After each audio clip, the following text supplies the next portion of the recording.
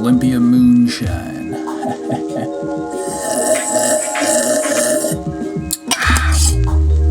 AKA cold brew. Hello. Welcome. That's right. This is another episode of Coffee and Contemplation. If you didn't realize that, then you probably did not mean to start this podcast. You probably don't even know what this podcast is. Hell, I host the show. I'm Old Heart, and I don't even know what this podcast is. It's just some random show on something I made up called Old Heart Radio. Well, I didn't entirely make it up. I had some help along the way, though nobody seems to help me anymore. But that's neither here nor there. Fact 1, I only have 2 coins for the swear jar today. And fact 2, I hope you're having a good day. Either way, I'm drinking some cold brew coffee that I got from local Olympia coffee roaster Batdorf and Bronson Coffee Roasters, actually. Oh yeah, it's cold and to the point, sort of like all my exes. I did not mean that. Shout outs to all my exes. Hope we're cool. I don't know if that's really a thing. But either way, I don't even want to talk about them. I want to talk about somebody else. I want to talk about my girlfriend. Mooner6, if you're on Instagram. Mooner_6, I suppose. She was planning on going to this really interesting artist and lecture series that happens. It's this ongoing thing that happens here at South Puget Sound Community College, aka SPSCC. They bring in all sorts of folks to come, give lectures, and they have a nice series that they put together every year. Anyway, Winona LaDuke was going to be speaking there tonight, but the event had to be canceled due to just crappy weather in Minnesota. So the point is, my girlfriend Mooner_6, who is just wonderful, we'll say on air. She was gonna go because she's really interested in environmentalism and interested in Native American rights and the stories of Native American women in particular, and so she was going to go. And Winona LaDuke, she is an author that she respects and likes, and so I just thought it was cool that she was going to pop in, but I also found it uncool that they canceled. Although I do understand the weather thing. You don't want to die over, like a lecture series. And yeah, that was my point. Anyway, so I'm about 97 bars into this recording, and I haven't even told you I'm talking about Winona LaDuke. Okay, Winona LaDuke was born on August 18th, 1959. She is an American environmentalist, economist, and writer known for her work on tribal land claims and preservations, as well as sustainable development, which, if you haven't pieced it together yet, we all should be more interested in sustainable development. Just throwing that out there. Because the Earth's dying. In a December 2018 interview, she also described herself as an industrial hemp grower, for whatever reason that is. Anyway, like I said, she is 59 years old, born on August 18th, 1959 in Los Angeles, California. Her education, she has a bachelor's degree from Harvard University and a master's degree from Antioch University. Her political party, apparently according to Wikipedia, is green. Quote, green.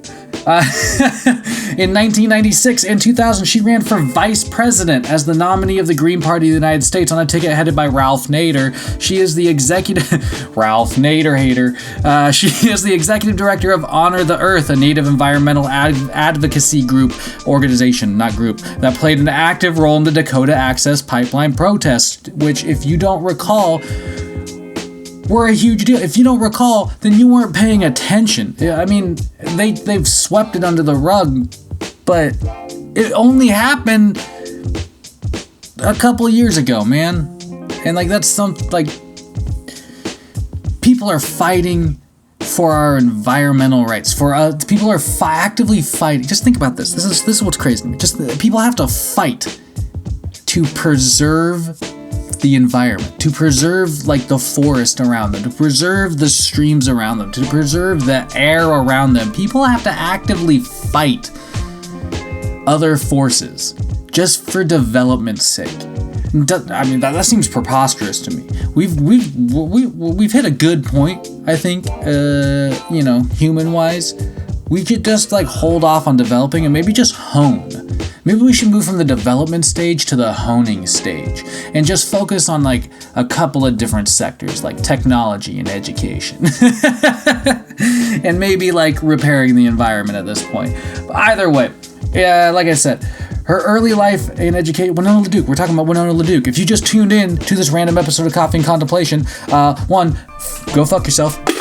2, thanks for tuning in. 3, we're talking about Winona LaDuke. Winona, meaning first daughter, shit. Shout out to Yellow Teeth, shout out to Phil Collins, shout out to Jamie B. Jammin, shout out to Uncaged, shout out to Casserole, shout out to Olive My Wood, shout out to Mooner_6, shout out to Harrison Hannon, and shout out to Stray Dog.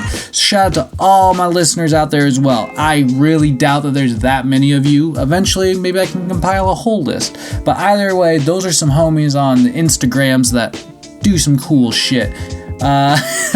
I'll use my other coin. I hope I don't swear along the way. Oh, God. I'm so nervous. Either way, Winona means first daughter in the Dakota language. LaDuke was born in 1959 in Los Angeles, California, to Betty Bernstein and Vincent LaDuke, later known as Sun Bear. Her father from the Ojibwa White Earth Reservation in Minnesota. Don't quote me on that, but I mean no disrespect. And her mother of Jewish European ancestry from the Bronx, New York. Though LaDuke spent some of her childhood in Los Angeles, she was primarily raised in Ashland, Oregon. Due to her father's heritage, she was enrolled in the Ojibwa Nation at an early age, but she did not live at White Earth or on any other reservation until 1982. She started work with White Earth after she graduated from college and when she got a job there as the principal of the high school, which is dope. Do you realize, I mean, I don't think somebody my age, which is 30, accurately, well, maybe, I've started to do it. We start reflecting back on certain things, reminiscing, if you will. And I know this sounds cheesy, but it's true. We start reflecting back on parts of our childhood that we misinterpreted growing up and for a while afterwards. And one of those things are the principals and the teachers and those people that you just, you can't stand. They helped us all along the way. And I just want to say, tip of the hat to all those hardworking educators out there. There's been a lot of protests over the last year or two, in terms of teachers unions kind of fighting for their rights, and we got to support that. Educators shape the world. Educators shape each one of us. Without educators, who's imparting knowledge on us right now? Not me. I'm just trying to ripen my coconut, and those are two completely different things. After her parents married, Vincent LaDuke worked as an actor in Hollywood with supporting roles in Western movies, while Betty LaDuke completed... Westerns are pretty cool. While Betty LaDuke completed her academic studies. The couple separated when Winona was 5 and her mother took a position as an art instructor at a Southern Oregon college, now Southern Oregon University at Ashland. So, split, blah, blah, blah.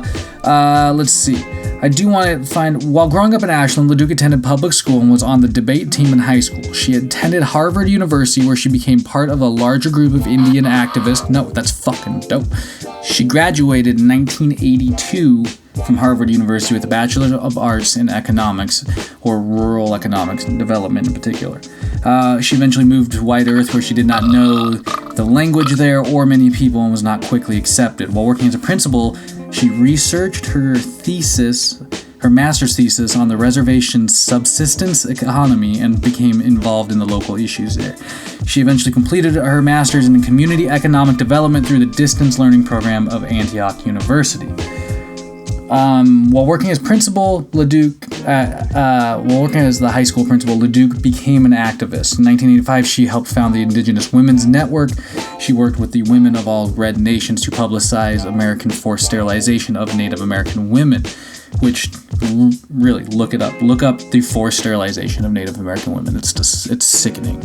Next, she became involved in the struggle to recover lands for the, I hope I don't butcher this, Anishinaabe Anishinaabe. Oh man, an Indian tribe. No disrespect. An 1867 treaty with the United States had originally provided a territory of more than 860,000 acres for the White Earth Indian Reservation. Under the Nelson Act of 1889, an attempt to leave the tribe to have the tribe assimilate by adopting a European-American model of subsistence farming, communal tribe land had been allotted to individual households. The U.S. classified any land in excess as surplus, allowing it to be sold to non-natives, which is backhanded for sure. In 1989, LaDuke founded the White Earth Land Recovery Project in Minnesota with the proceeds of a human rights award from Reebok. That's cool. That's what you should do when you win big reward money. Like, you should put it back into something. The goal is to buy back land within the reservation that had been bought by non-natives and to create enterprises that provide work to the Anishinaabe tribe. Don't quote me on that. I hope I'm not butchering it. I probably am, though. By 2000, the foundation had bought about 1,200 acres, which it held in a conservation trust for eventual cession to the tribe. That's awesome. LaDuke is also executive director of Honor the Earth, an organization she co-founded with the non-native folk rock duo, the Indigo Girls. No, that sounds like fake. LaDuke is also executive director of Honor the Earth, an organization she co-founded with the non-native folk rock duo, the Indigo Girls, in 1993. Their organization's mission is to create awareness for the support for native environmental issues and to develop needed financial and political resources for the survival of sustainable native communities. Honor the Earth develops these resources and other means through music and stuff. I gotta be honest, I'm gonna take it back. So that was a bunch of information about Winona LaDuke.